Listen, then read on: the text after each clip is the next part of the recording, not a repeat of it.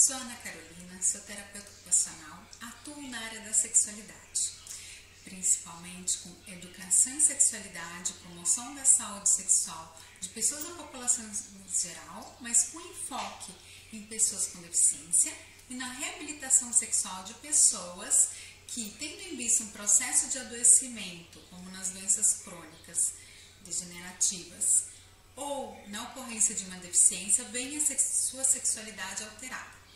Junto da Zaira, que também é TO, nós temos uma página no Instagram, @to.sexualidade, que aborda esse tema. Então já fica o convite para conhecer o nosso trabalho.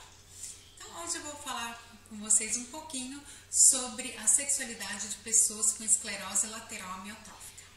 Uma análise do artigo de Poletti, que fala sobre e colaboradores, um artigo de 2018, que aborda a sexualidade e intimidade de pessoas com ela, uma revisão sistemática da literatura e perspectivas futuras.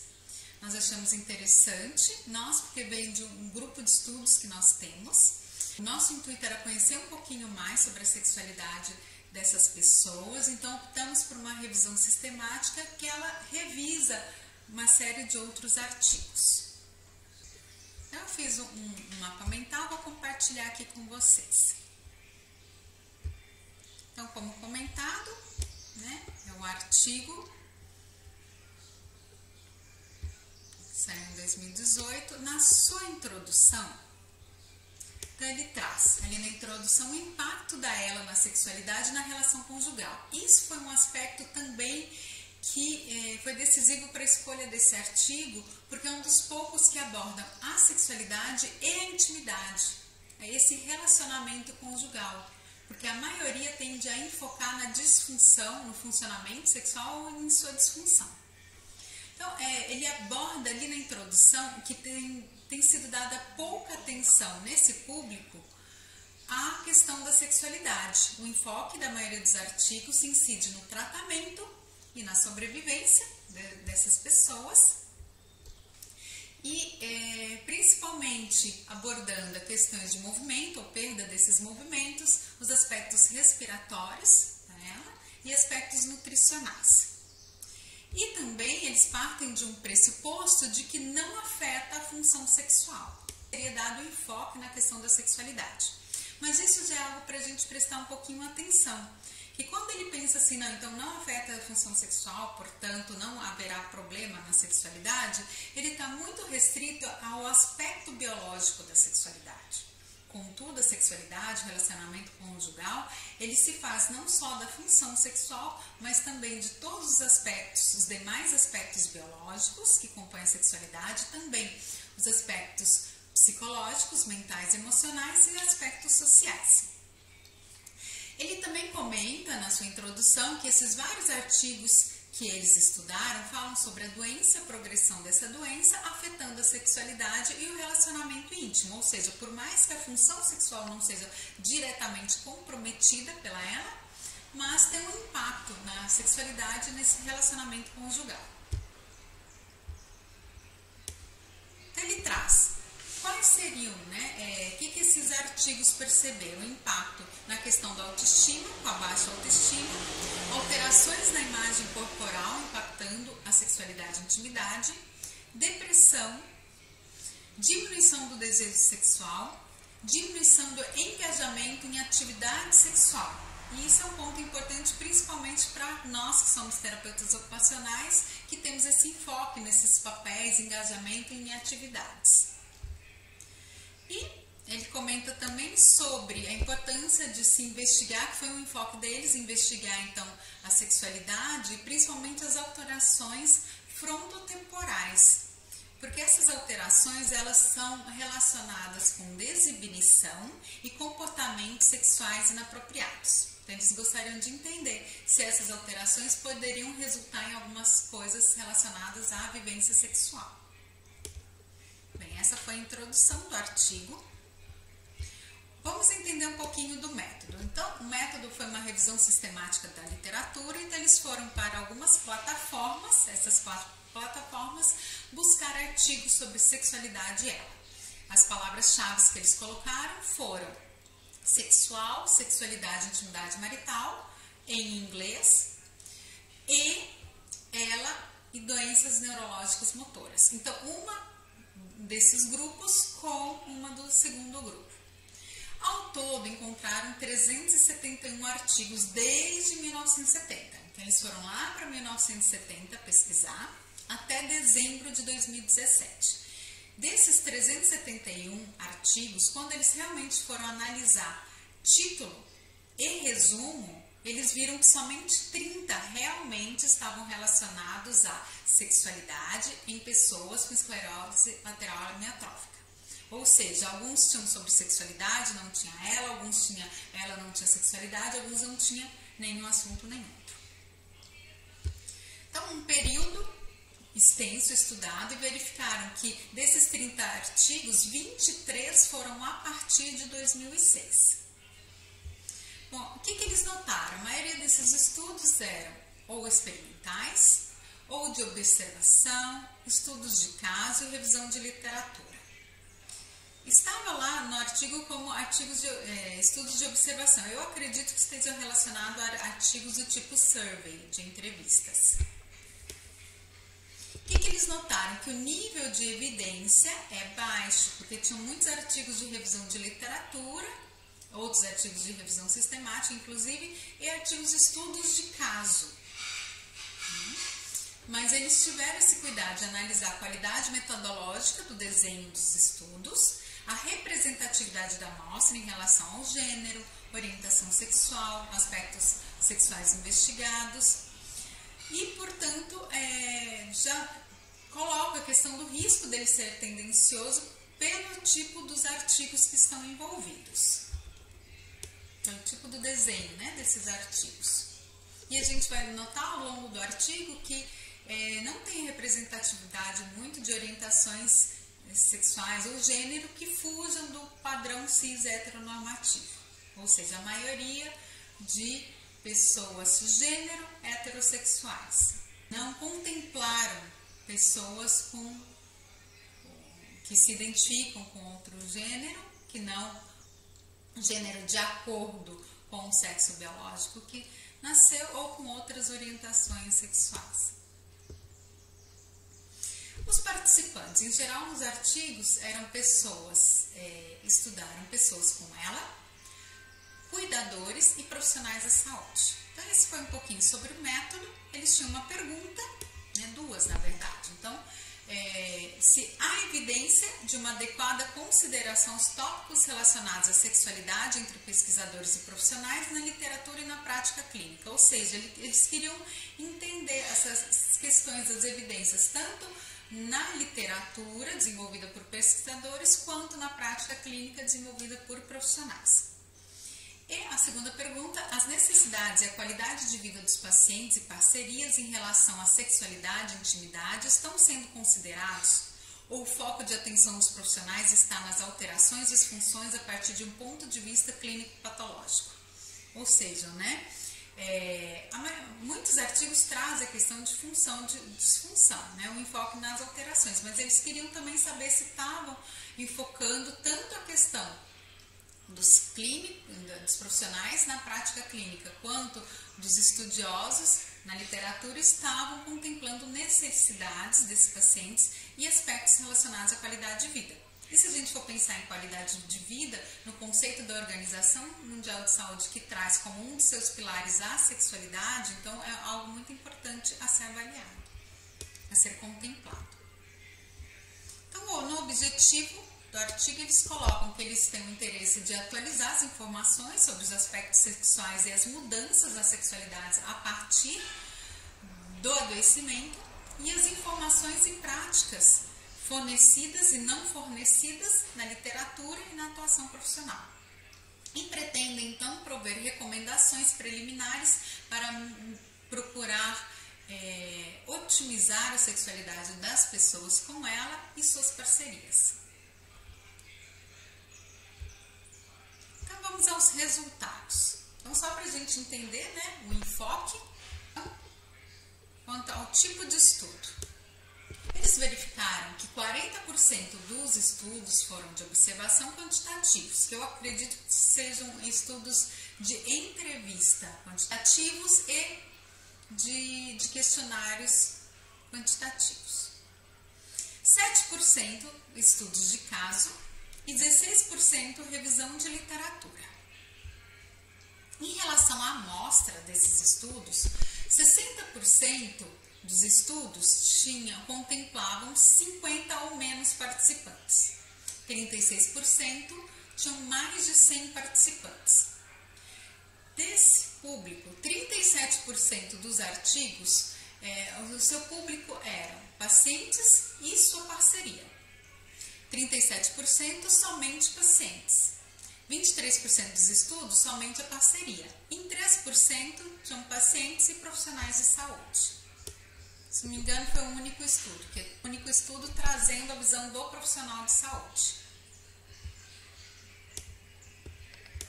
Então vamos lá. Os principais tópicos que eles notaram, né? Então, os principais tópicos nos resultados foram intimidade entre paciente e parceria e mudanças e impacto na qualidade de vida, mudanças na sexualidade, interesses e satisfação, mudanças na sexualidade, problemas físicos afetando a disfunção sexual e sexualidade e alterações cognitivas comportamentais. Então, no primeiro tópico, intimidade entre paciente e parceria, mudanças e impacto na qualidade de vida, o que eles notaram? Intimidade entre paciente, a pessoa com ela e a sua parceria. Então, foram feitos questionários. Muito interessante isso. Vários estudos trouxeram questionários para avaliar essa questão da sexualidade e intimidade. E vou citar 3. A escala de intimidade marital, que é um questionário que avalia 8 fatores que compõem a intimidade conjugal. A escala de avaliação do relacionamento, que fala sobre a satisfação com o relacionamento conjugal. E um instrumento de qualidade de vida específico para ela, sua versão revisada, que trazem o domínio e intimidade. Intimidade e qualidade de vida. Bem, eles encontraram uma correlação entre aumento no nível de estresse na tensão atual dos cuidadores ao cuidar do parceiro, quando esse cuidador é a parceria da pessoa com ela, ao cuidar desse parceiro no processo de adoecimento, e um aumento da percepção dos cuidadores de perda de intimidade, ou seja, quanto mais eles se envolviam nos cuidados, mais gerava a sensação de perda de intimidade. E às vezes a gente pode pensar, nossa, o fato de assumir esses cuidados, às vezes tornou a relação ainda mais íntima, ainda mais próxima, mas pelo contrário, acabou distanciando, e a gente acredita porque assume diferentes papéis. Antes era o papel da esposa e do esposo, de repente se é o esposo com ela, você vai ter um papel então de cuidador e de paciente. Então, ali já tem um desequilíbrio nessa relação, gerando por si só uma hierarquia e a diferença desses papéis. Então, bem importante isso, uma correlação entre o nível de estresse e a perda de intimidade.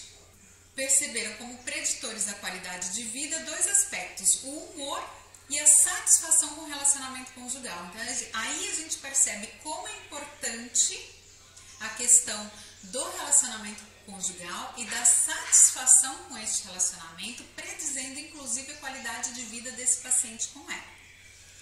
E outra coisa muito importante que eles notaram, que a ausência de rede de apoio, juntamente com a menor intimidade antes do adoecimento, foi um preditor longitudinal do estado afetivo, ou seja, você une a questão de você não ter rede de apoio, então você acaba assumindo como parceiro cuidador todos, ou se não a maioria dos cuidados. E juntamente, se antes do processo de adoecimento você já não tinha um nível de intimidade conjugal, isso vai se afetar muito e vai influenciar por demais a questão do estado afetivo e da autoestima desse paciente com ela. Então aí a gente vê também a importância da rede de apoio dando suporte para esse parceiro ou parceira que agora também é o cuidador. Mudanças na atividade. Eles perceberam uma associação entre variação dos níveis de intimidade conjugal ainda antes do adoecimento, com diferentes variáveis relacionadas ao início e à progressão da esclerose lateral amiotrófica, ou seja, a questão da intimidade conjugal antes do adoecimento vai influenciar uma série de coisas onde a ela vem somente acirrar essas questões. E perceberam que afetam a presença e a qualidade da intimidade. Então, o que afeta a presença e a qualidade dessa intimidade? O papel do cuidador, que é aquilo que a gente discutiu um pouquinho antes, o efeito do tratamento e o uso de equipamentos, a ausência de rede de apoio, limitações físicas e na comunicação e sintomas psicoemocionais, né, como depressão, ansiedade, angústia. E eles então alertam os profissionais de saúde para abordar cuidadosamente pacientes e parcerias, principalmente quando essas parcerias se tornam o cuidador principal. Então, abordando que casais com ela mantêm, né, uma conexão, que ele mantém trocas verbais, toques, podem manter atividade sexual, mas já alertando sobre a questão dos equipamentos assistivos que tendem a dificultar ou mesmo impedir a comunicação, e isso afeta também a conexão e automaticamente a intimidade desse casal. Um outro ponto foram as mudanças na sexualidade, interesses e satisfação. Então, eles notaram que a atividade sexual é influenciada mais por aspectos emocionais relacionados à progressão da doença do que pelas limitações físicas oriundas da doença, ou seja, a questão emocional vinda dessa progressão afeta mais do que a própria limitação física. Então, isso também já nos dá um alerta por onde nós devemos guiar as nossas orientações, por onde a gente já tem que se antecipar para ter um cuidado, já para prevenir. Notaram estresse relacionado a mudanças na atividade sexual física e na atividade sexual devido a limitações físicas. Recomendam, então, a orientação sexual voltada para todas essas questões, impacto emocional, já alertando sobre essa mudança de atratividade, para a gente encontrar, então, esse interesse pelo outro, o desejo em outras questões também, e na atividade sexual devido a limitações, né, vindas da progressão. Comentam, né, que a sexualidade é muito importante e que os estudos mostram que mesmo em estágios moderados e graves, continua-se tendo atividade sexual e é um fator importante, relatado por essas pacientes como um fator importante. Ela se mantém mesmo na presença de ventilação artificial, então ela é importante para muitos pacientes, mas não necessariamente eles notaram que ir para o parceiro é importante. Então eles viram que mesmo com toda a progressão, mesmo vindo essa questão de tratamentos mais invasivos, no caso aqui a ventilação artificial, viu que continua sendo importante sexualidade para o paciente, mas não necessariamente para o parceiro. E aí a gente vai ver toda aquela dinâmica que a gente já falou sobre essa tensão, esse estresse em vista da falta de rede de apoio e o papel de cuidador principal. Perceberam que eles continuam ativos sexualmente, onde 31% da díade continuou tendo, né, do casal continuou tendo relação sexual, mesmo com ventilação não invasiva, e 14% continuou tendo com ventilação invasiva, no caso a traqueostomia.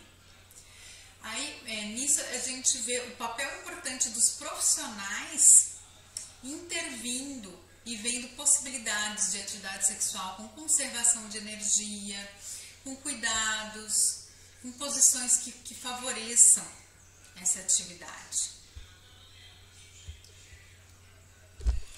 Perceberam interesse e satisfação sexual da díade em embora menor em relação a antes da patologia, ou seja, perceberam que em muitos dos casais continua o interesse e mesmo a satisfação com a atividade sexual, mas que ela é menor comparado ao período anterior ao processo de adoecimento. Mudanças na sexualidade. Então, quais problemas físicos, né, em relação à função e disfunção sexual? Ou seja, a função sexual relacionada às questões de desejo, excitação, orgasmo. Então, o que eles viram? Que aspectos físicos e psicológicos. Mudanças na imagem corporal, com sentimento de rejeição, de não satisfazer a parceira, acabaram influenciando muito a sexualidade. A fraqueza muscular, a passividade na questão do ato sexual, principalmente quando o homem, né, é a pessoa com ela. Então viram que essa passividade na hora da relação sexual foi sentida, foi percebida pela parceria, e isso afetou, alterando inclusive essa questão de sexualidade, o papel do parceiro como cuidador e os tratamentos, né, tiveram um impacto nessa sexualidade. Tanto, por exemplo, tratamentos e equipamentos, como o fato da cama hospitalar, a comunicação aumentativa e alternativa, atrapalhando a questão da conexão, da intimidade, da sexualidade. E aí fica um alerta, né? A comunicação alternativa, ela vem justamente para promover essa comunicação, para promover o aprofundamento, inclusive, que a gente possa manter essa comunicação, né? Esse entendimento do que a pessoa almeja, e possivelmente está associado nesse caso a um aspecto negativo, porque não deve estar sendo contemplado nesses dispositivos de comunicação alternativa questões relacionadas à sexualidade. Então vem esse alerta para a gente pensar em não somente colocar questões relacionadas a sentimentos, a alimentação, a roupa, mas também a sexualidade, combinar nessa parceria como eles querem expressar a sua sexualidade por meio então desse dispositivo de comunicação alternativa.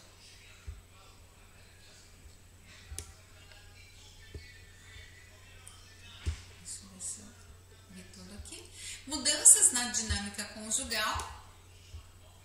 Então, mudanças em vista da parceria como cuidador, que resultam em mais trabalho para essa parceria, com diminuição do desejo sexual por parte dessa parceria, gerando então conflitos nesse relacionamento. E 52%, né, das pessoas afeta a atividade sexual, principalmente o intercurso sexual, ou seja, a prática sexual de penetração. Então, essas foram algumas dinâmicas percebidas no casal. A maioria relatou nunca ter conversado com profissionais da saúde sobre sexualidade. 53% comentou que acha que essa abordagem deveria partir dos profissionais, ou seja, que os profissionais deveriam se antecipar e abordar esse tema junto aos pacientes. E por outro lado, perguntando para os profissionais comentaram que sim, a ela afeta a sexualidade, que deveriam abordar esse tema com os pacientes. Contudo, quase metade dos profissionais entrevistados relatou sentir desconforto para abordar esse tema, mesmo estando num contexto de educação em saúde. Eles trazem então o conceito da neurosexualidade, que seria essa sexualidade em vista de doenças neurológicas progressivas. Eles trazem também um estudo, né, dentro desse Mudanças na Sexualidade, de Marsden e Botel, de 2010, onde eles esses autores desenvolveram e avaliaram a abordagem estruturada para promover a discussão da sexualidade entre profissionais e pessoas com ela. Então, a gente achou muito importante destacar esse estudo. Percebeu-se, então, que ela realmente não afeta a estrutura anatômico-fisiológica em termos de atividade sexual. Então, não afeta a questão do funcionamento sexual. Então, eles associam isso com uma boa experiência sexual, trazendo esse aspecto muito biológico da sexualidade, da vivência da sexualidade. Entre todos os estudos, esses 30 estudos, eles verificaram raro haver transtorno de excitação. Em geral, todos falam da função sexual que está tudo bem, mas que ela tende a se diferir nos diferentes estágios. Um estudo trouxe disfunção sexual, mas essa pessoa era um estudo de caso e esse paciente também tinha um tumor e uma fibrilação atrial. Então a gente pensa se essa disfunção poderia ser realmente duela ou poderia estar associado, por exemplo, à fibrilação atrial. E trouxe a questão de algumas medicações utilizadas por pacientes com ela, principalmente aquelas que vão lidar com questões psicoemocionais, como a questão da depressão, da ansiedade, que essas sim influenciam a disfunção sexual. E trouxeram, por fim, como mudanças da sexualidade, intimidade e sexualidade, como necessidade de suporte ao paciente, a parceria na experiência de cuidados vivendo com ela. Porque em vários aspectos eles notaram como essa rede de apoio, não contar com a rede de apoio, foi muito importante para impactar essa relação conjugal. Então, essa importância do suporte. Bom, em relação ao último tópico verificado, eles notaram que no estudo de Marconi e colaboradores de 2012, que avaliaram sistematicamente aspectos psicológicos da pessoa com ela, eles avaliaram agressividade, sexualidade e obsessão. E notaram uma alta porcentagem de pacientes obsessivos e agressivos no decorrer dessa progressão. E a Nesser, colaboradores de 2007, notaram que em pacientes com L demência frontotemporal verificaram comportamentos sexuais inadequados. Por exemplo, o que poderiam ser comportamentos sexuais inadequados? Exigência do aumento da frequência sexual, em momentos inadequados, em locais inadequados. E no estudo de caso viram agressão física diante da não satisfação das necessidades sexuais. Mas que foi então sugerido foi prescrito medicamento que resultou então na redução do comportamento sexual inapropriado e na diminuição da agressividade. Então, esses foram os resultados que eles encontraram. A partir disso, chegaram às conclusões relacionadas à importância dos profissionais se anteciparem e trazerem um tema, discutir isso com os pacientes. Diante desses resultados, já se antecipar em situações que eles podem vir a vivenciar, então, numa forma de orientação, de prevenção, principalmente relacionada a essa questão da parceria como principal cuidador, então a importância de contar com rede de apoio. Inclusive no final ele traz algumas sugestões. Eu vou abrir aqui rapidinho o artigo para vocês verem. Então foi esse artigo aqui que nós fizemos a análise. Eu vou passar rapidinho ali para o final. Ele traz essa questão dessa proposta de recomendações de abordagem da equipe multiprofissional junto às pessoas com ela. Eu espero que tenha sido útil essa análise. Se você gostou e acha que pode ser importante, interessante para alguém, recomenda esse vídeo para essa pessoa. E também, se tiver algum outro assunto que você gostaria de saber, algum outro artigo, deixa aqui nos comentários. Até mais!